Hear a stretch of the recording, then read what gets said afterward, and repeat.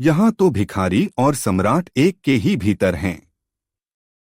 एक हाथ से देना है और एक हाथ से लेना है, और हाथ उतना ही ले पाएगा जितना दूसरे हाथ ने दिया है, और दूसरा हाथ उतना ही दे पाएगा जितना एक हाथ से लिया गया है। काश यह हमारी समझ में आ सके तो हमारी जिंदगी की सारी रूपरेखा बदल जाए। तब हम चीजों को पकड़ने वाले सिद्ध न हो, क्योंकि जो चीजों को पकड़ लेता है वे दरिद्र रह जाता है। जो जितने जोर से पकड़ लेता है वह उतना ही दीन रह जाता है। छोड़ने की कला आनी चाहिए, दे देने की कला आनी चाहिए, क्योंकि दे देने की कला ही पा लेने का मार्ग है। जितने हम खाली होंगे उतने हम पाने में समर्थ और पात्र हो जाते हैं।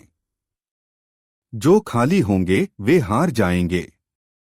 जो पहले से ही भरे हुए, पकड़े हुए, अपने को रोके हुए हैं वे खाली रह जाएंगे।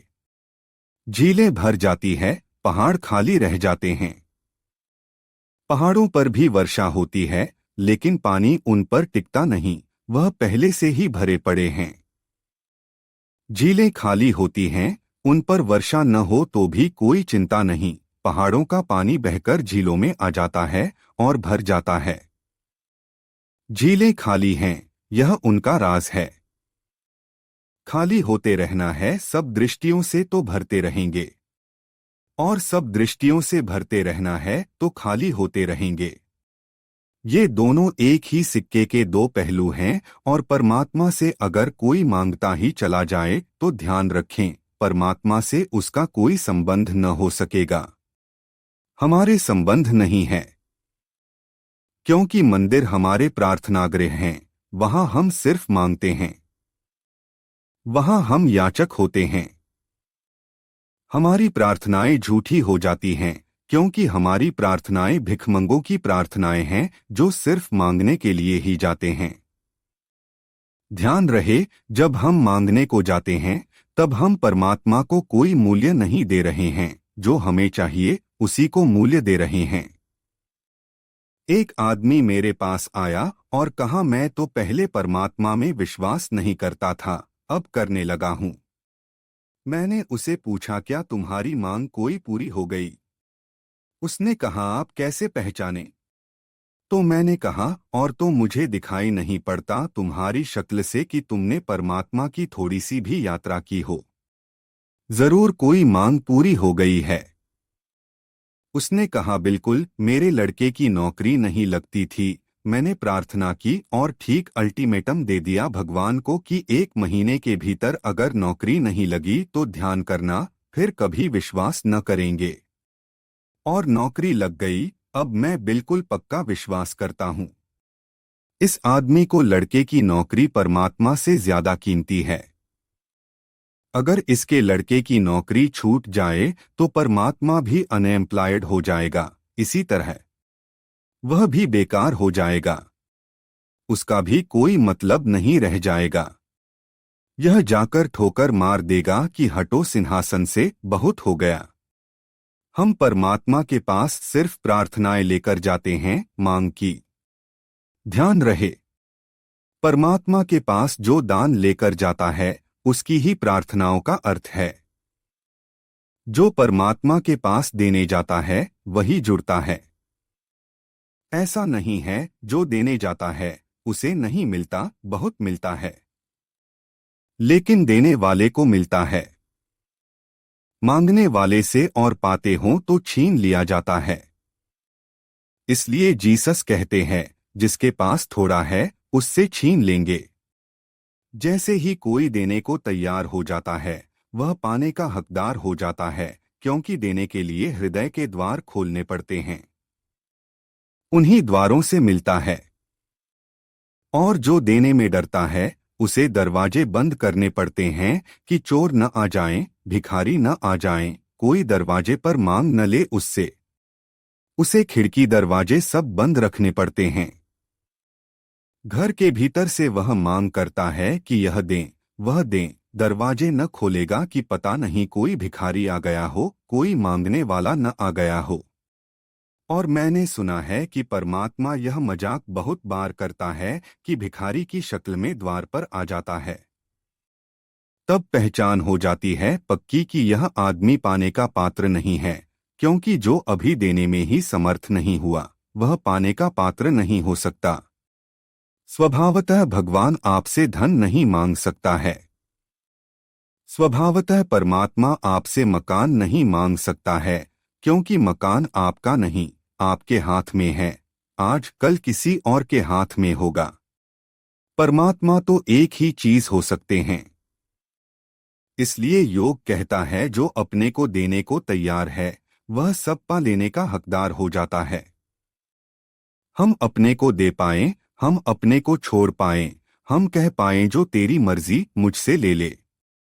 विवेकानंद के जीवन में एक छोटा सा संस्मरण है। विवेकानंद के पिता चल बसे तो घर में बहुत गरीबी थी और घर में भोजन इतना नहीं था कि माँ और बेटा दोनों भोजन कर पाएं। तो विवेकानंद अपनी माँ को यह कहकर कि आज किसी मित्र के घर निमंत्रण है, मैं वहां जाता हूँ, कोई निमंत्रण नहीं होता था, कोई मित्र भी नहीं होते थे, सड़कों पर चक्कर लगाकर घर वापस लौट आते थे, अन्यथा भोजन इतना कम है कि माँ उन्हीं को खिला देगी और खुद भूखी रहेगी। तो भूखे घर लौट आते, हंसते हुए आते थे कि आज तो बहुत गजब का खाना मिला। क्या चीजें बनी थीं? बस उन्हीं चीजों की चर्चा करते आते थे जो कहीं बनी ही नहीं थीं, जो कहीं खाई भी नहीं थीं। भूखे चक्कर लगाकर लौट आते थे ताकि माँ खाना खा ले।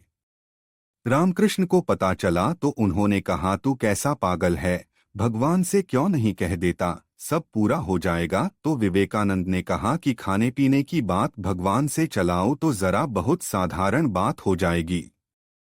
फिर भी रामकृष्ण ने कहा कि तू एक दफा कहकर देख तो। विवेकानंद को भीतर भेजा, घंटा बीता, 1.5 घंटा बीता, वह मंदिर से बाहर आए, बड़े आनंदित थे, नाचते हुए बाहर निकले। रामकृष्ण ने कहा, मिल गया ना, मांग लिया ना? विवेकानंद ने कहा, क्या? रामकृष्ण ने कहा, तुझे मैंने कहा था कि मांग अपनी रख देना, तू इतना आनंदित क्यों आ रहा है? विवेकानंद ने कहा, वह तो भूल गया। ऐसा कई बार हुआ। रामकृष्ण भेजते और विवेकानंद वहां से बाहर आते और वे पूछते तो वे कहते, क्या? तो रामकृष्ण ने कहा, तू पागल तो नहीं है, क्योंकि भीतर जाता है तो पक्का वचन देकर जाता है। विवेकानंद कहते हैं कि भीतर जाता हूं तो परमात्मा से भी मांगू, यह तो ख्याल ही नहीं रह जाता। देने का मन हो जाता है कि अपने को दे दूं। और जब अपने को देता हूं तो इतना आनंद कि फिर कैसी भूख, कैसी प्यास, कौन मांगने वाला, कौन याचक नहीं मांग सके। यह संभव नहीं हो सका। आज तक किसी धार्मिक आदमी ने परमात्मा से कुछ भी नहीं मांगा है। और जिन्होंने मांगा हो उन्हें ठीक से समझ लेना चाहिए कि धर्म से उनका कोई नाता नहीं है। धार्मिक आदमी ने दिया है। जीसस को सूली लगी। सूली लगने की रात बगीचे में उनके मित्रों ने कहा, अपने परमात्मा से कह दो, मांग लो जो मांगना है। जीसस हंसते रहे। फिर सुबह उनको सूली लगने का वक्त भी आ गया और साथ ही उनसे बार बार कहते रहे कि तुम अपने परमात्मा से कह क्यों नहीं देते कि यह मत करवाओ, लेकिन जीसस हंसते रहे। फिर सूली पर वे लटका भी दिए गए। हाथ में कीलें ठोंक दी गईं और तब उनके मुंह से एक आवाज निकली और वे सूली पर लटक गए। फिर यह सूली नहीं थी, यह परमात्मा का प्रतीक हो गई थी। अब वे अपने को दे सके। वे सूली पर लटक गए। सूली पर लटकना प्रतीक बन गया। है भी अद्भुत प्रतीक कि जिन्हें परमात्मा तक जाना है उन्हें अपने को, मैं को बिल्कुल सूली पर लटका देने का साहस चाहिए। लेकिन आदमी बेईमान है, उसकी बेईमानी का कोई अंत नहीं। ईसाई पादरी गले में सोने की सूली लटकाए हुए सारी पृथ्वी पर घूम रहे हैं। कोई पूछे कि गला सूलियों पर लटकाया जाता है कि गले में सूलियां लटकाई जाती है। लेकिन आदमी धोखेबाज है। जीसस सूली पर लटकाए गए, उनको मानने वाला गले में एक छोटी सी सूली लटकाए घूम रहा है। सूली को भी आदमी आभूषण बना सकता है। आदमी इतना बेईमान है, देने की बात ही भूल जाता है, मिटने की बात ही भूल जाता है, पाने की बात ही याद रखता है। योग कहता है, जिस अनुपात में दिया जाएगा उसी अनुपात में मिलता है, और जो दिया जाएगा वही मिलता है। अगर जीवन दे देंगे तो जीवन मिलेगा, अगर स्वयं को दे देंगे तो स्वयं का होना परिपूर्ण रूप से मिलेगा। अगर अहंकार दे देंगे तो आत्मा मिलेगी। अगर यह न कुछ व्यक्तित्व दे देंगे तो परम व्यक्तित्व मिलेगा, जो भी दिया जाएगा वह मिलेगा। और हमारे पास क्या हो सकता है देने योग्य? हमारे पास मरणधर्मा देह है, एक झूठा अहंकार है, ख्याल है कि मैं कुछ हूं। बस यही चीज है, वापस आ जाता है। सच में जो मेरी देह है मृतवत, वह मुझे मिल जाती है। इसलिए योग के 6वें सूत्र को ठीक से ध्यान में रखना, देना ही पाना है, मिटना ही होना है, क्योंकि यहाँ बूंद भी सागर को देती है। लेकिन जब कोई बूंद सागर को देती है तब कभी देखा है? जब बूंद अपने को सागर को देती है तो सागर बूंद को मिल जाता है, तत्काल बूंद सागर हो जाती है।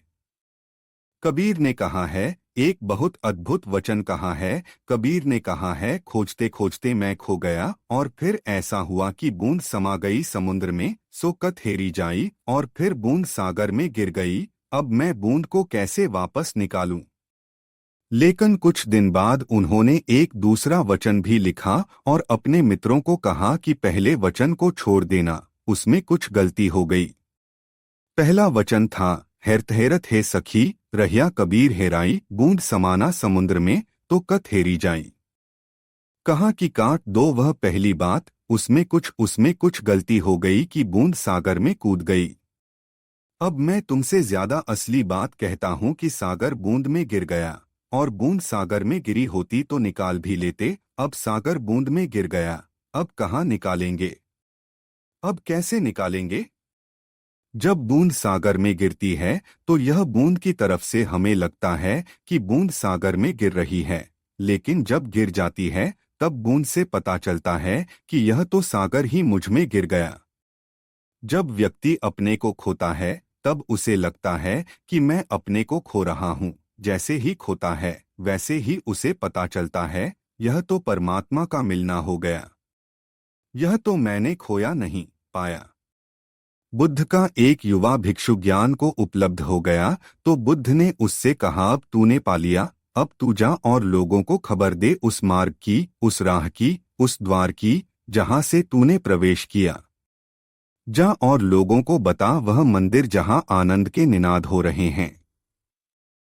उस भिक्षु ने कहा, बस मैं आपकी आज्ञा की प्रतीक्षा करता था, आज ही चल पड़ता हूं। जो मिला है उसे बांट दूंगा। बुद्ध ने पूछा, तू जाएगा कहाँ, किस ओर?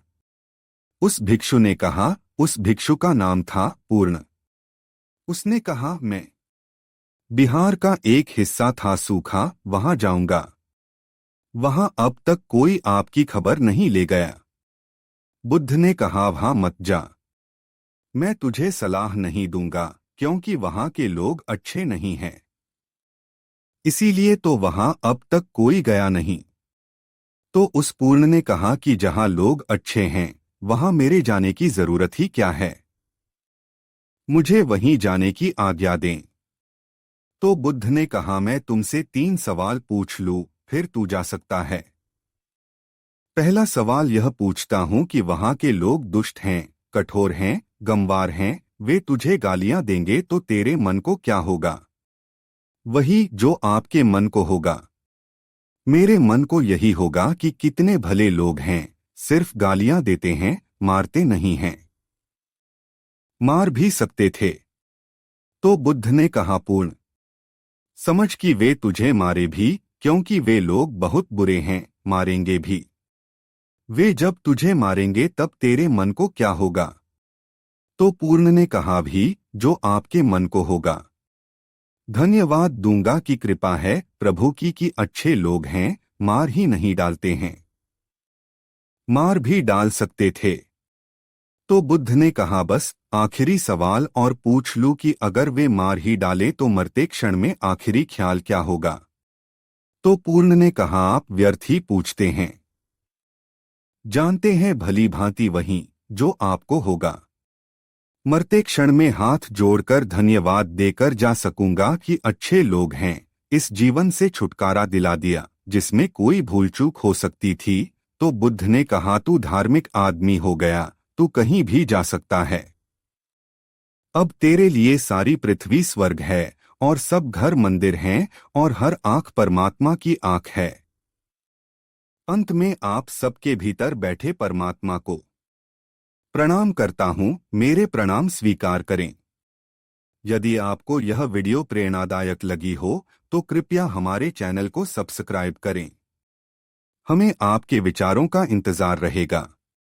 धन्यवाद।